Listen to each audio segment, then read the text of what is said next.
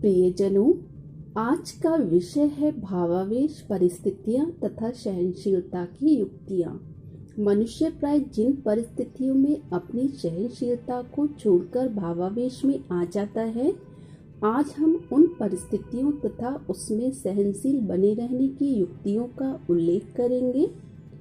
जब मनुष्य के साथ दूसरा कोई व्यक्ति अकारण ही कोई अनुचित व्यवहार करता है तो उसे बहुत बुरा लगता है और उसके जज्बात भड़क उठते हैं। तब वह कहता है कि इसका व्यवहार तो अक्षम्य है, मैं अब इसे मजा चखाऊंगा, इसका बदला लेकर रहूंगा। उस समय मनुष्य यह भूल जाता है कि क्षमा ही तो मनुष्य का आभूषण है, वही तो मनुष्य की महानता है, उसी में ही तो मनुष्य के स्वभाव की शोभा है।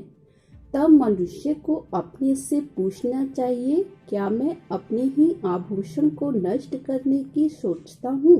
क्या मैं उसकी बुराई के बदले स्वयं भी बुरा बनकर दंडनीय होना चाहता हूँ? फिर बात यह भी है कि जब मनुष्य सहनशीलता को छोड़ता है, अपनी शांति को गंवा बैठता है। अतः किसी का बदला लेने की बात तो बाद में रही, पहले तो मनुष्य स्वयं ही बदले के संकल्प मात्र से जोश और अशांति द्वारा स्वयं को घिरा हुआ पाता है। जब द्वेष और बदले के संकल्प के फलस्वरूप तत्क्षण ही मनुष्य को इतना दंड मिल जाता है, तो बाद में बोले गए कुवचनों और किए गए विकर्मों के परिणाम स्वरूप मनुष्य को जो कष्ट भोगना पड़ता होगा, उसका तो अंदाजा ही नहीं लगाया जा सकता। अतः मनुष्य को स्वतः ही सोचना चाहिए कि बाद के अनेक प्रकार के दुख सहने की तुलना में अभी का थोड़ा सा सह लेना ज्यादा अच्छा है।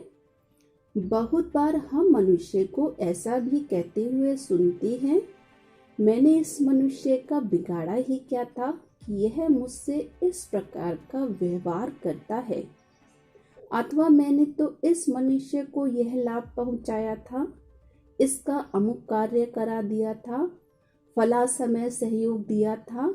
बड़े अफसोस की बात है कि इसके बावजूद भी यह मनुष्य मुझसे ऐसा व्यवहार करता है।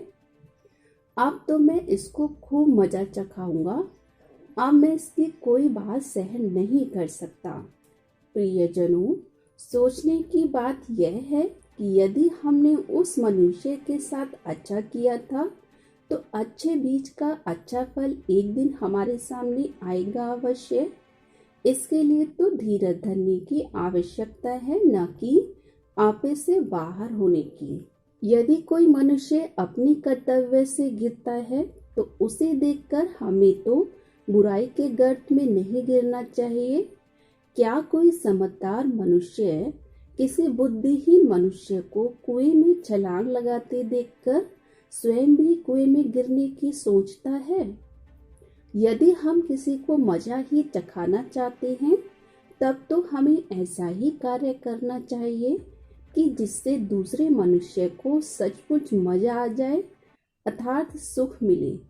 वरना किसी का मजा किरकिरा करने से तो शाप और अपयश ही मिलेगा और हमारा अपना मन भी अपनी ग्लानि ही करेगा। जो मनुष्य हमसे दुर्व्यवहार करते हैं, उसके बारे में तो हमें समझना चाहिए कि वह मानसिक संतुलन को खो चुका है, अथवा उसका अंतर्मन किसी विषम परिस्थिति के कारण थोड़ा दुखी है। ऐसे मनुष्य को तो दया का पात्र मानकर उससे स्नेह और सौहार्दपूर्ण शब्द बोलते हुए उसकी झोली को सुख से भर देना ही हमारा कर्तव्य है, न कि उसे और अधिक दुखी करना। संक्षेप में कहा जा सकता है, यदि मनुष्य के स्वभाव में विनोद का समावेश हो, उसके जीवन में यदि हास्य रस हो, स्नेह हो, दूसरे के प्रति कल्याण और करुणा की भावना हो, अथवा यदि कर्म सिद्धांत में अटूट निश्चय हो, तो वह सदा ही सहनशील बना रह सकता है। सहनशीलता तथा धैर्य का एक पहलू और भी है कि मनुष्य के जीवन में कभी रोग, कभी शोक, कभी पराजय और कभी हानि की परिस्थितियां आती ही रहती हैं।